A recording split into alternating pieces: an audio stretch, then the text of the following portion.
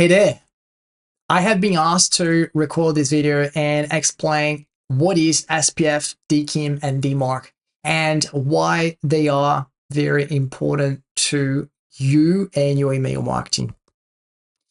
So when it comes to email authentication is very important because we need to set this up in a way that your email deliverability will be functioning correctly. To put that into simple terms, we would have the foundation for your email marketing. So it's very important that this is set up correctly. And at the end of this video, I'm going to give you another reason to why you want to do that rather sooner than later. This is just to teach you the concept and get you to understand each one of the three email authentication protocols. The very first one that we should be talking about is DKIM. So DKIM is like your personal handwriting. So imagine that you're writing a letter. The way that you write that letter will be your DKIM. Okay, so this is your digital signature. Okay, so this is going to be something that is very unique. And if you write a letter and you show that to your mom, for example, she will know it's your letter, right? So DKIM, keep that in mind, very important. The SPF is the trusted messenger list. So let's imagine for a second that there is a castle, and in order to get to that castle, let's say you are a messenger, you need to be in the trusted messenger list. In other words, if you as a messenger try to deliver a letter to the castle, you need to be in that list. If you're not in that list, you may or may not be able to get in. Okay. And that comes to Dmarc. So Dmarc is the castle's defense strategy. So Dmarc will compile DKIM plus the SPF. In other words, putting the whole thing together. We are going to have DKIM, your digital signature, your handwritten letter, and we're going to first check if you are the person that actually wrote that letter and nobody has done any modification to the letter. That's number one. Number two, we're going to have SPF, and we're going to check if the messenger that has been hired to send the letter to the castle is in the trusted messenger list. That's the second thing, which is SPF. And then the third thing is Dmarc. So Dmarc will get those two together. So Dmarc will be checking and verifying what will happen depending on the outcomes of the authentication. Let me keep it super simple and give you an example. So let's say we have, let me go to the next slide. So let's say we've got the letter, and it's being the letter or the book, but it's being handwritten. Okay. And we know that nobody has tampered with that, and we know it's your handwritten calligraphy. Okay, so that's good. So we've got a green tick mark there. Then when it comes to the SPF, we are sending the right messenger, and this messenger has got their name in the trusted messenger list. In other words, the castle knows that this messenger is allowed to get inside of the castle. So then Dmarc will check and say, okay, so DKIM is in place. Then it will check SPF and say, yep, the person that is here delivering that letter has their name inside of the castle's trusted messenger list. So then Dmarc will say, okay, we're going to allow entry. Okay.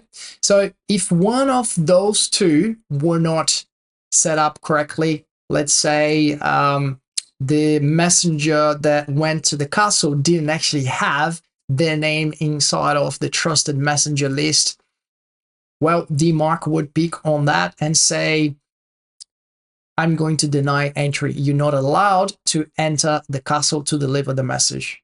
Or maybe we can be a little bit more relaxed and we could say, okay, you are allowed to enter, but we are going to have caution. We don't trust you, so you're going to enter, but you're going to be escorted by the guards from the castle. From the example I showed you, DKIM, the personal handwritten letter, would be the actual email, the message itself.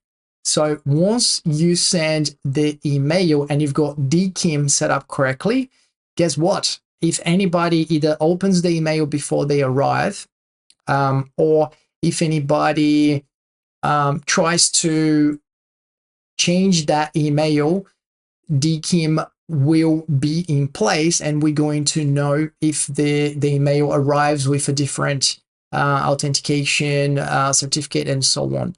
So what I'm trying to say here is if you have DKIM in place, we're going to know that you are the person that you said you were, and we know that your email hasn't been tampered whatsoever. In the example, we used SPF as the trusted messenger list. Okay, so in order for the messenger to go inside of the castle, they need to have their email, their name inside of the list itself. In the real life situation, the SPF will be the email provider. So you're going to have Gmail. So let's say you have a Gmail email. So you are adding Gmail as a trusted messenger, someone that can actually send emails on your behalf. Okay. You might be using Aweber, ActiveCampaign, or ClickFunnels, or anything like that. So you would also need to go and add the SPF for those unique platforms into the SPF list. Okay, and then we've got the Dmarc. The Dmarc in here from the example would be the castle's defense strategy. And in the real life, it will be your business defense strategy.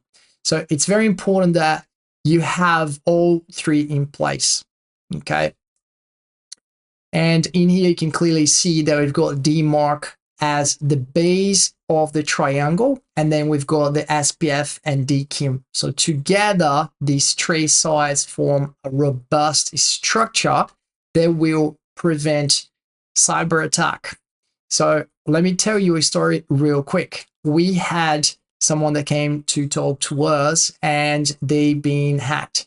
In other words, their entire list got stolen. So someone got into their email platform, stole the entire list, and then with that information, they went ahead and sent emails to their entire list using the business's domain address. Yes, it's possible. And they essentially just said, hey, you forgot to pay this invoice. And they sent a link to an invoice.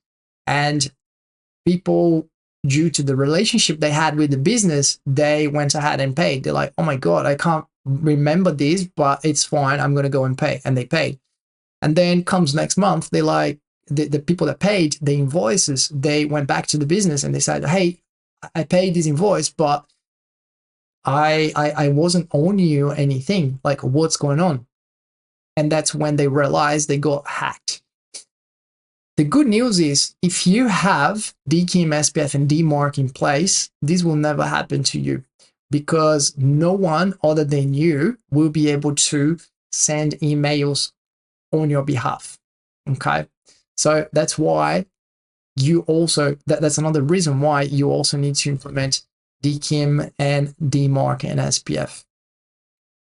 So if any side of the triangle is weak or missing, it is as if our triangle is incomplete and your email security is compromised.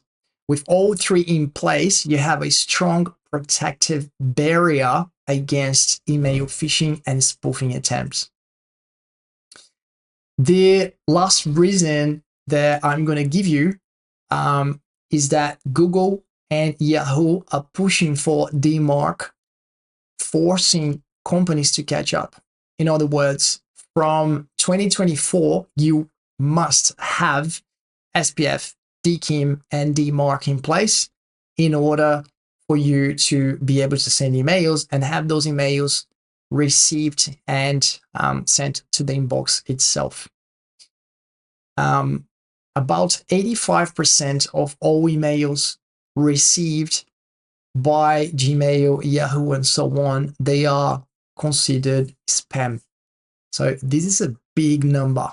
It's a big number. And if you don't want to be any statistic, if you don't want to be part of that number, as in your emails are sent to spam instead of the inbox itself, you better be prepared, and you better go and implement this configuration correctly. And there are quite a lot of things that you do need to know. And if you don't know what you're doing when it comes to Dmarc, you can actually set these up and no emails will be delivered whatsoever. So it is a bit of a process to have that set up correctly, but once it is set up correctly, it works really well.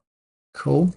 So I cover more of those insights inside of my community. So I would invite you to come and join the community, and you can ask questions and we can have some brainstorming, and I can help you to increase your email deliverability. And I will be providing you with email marketing tips and tricks for better strategy, better engagement, and more sales. I hope you have enjoyed this, and take care. Have a good one.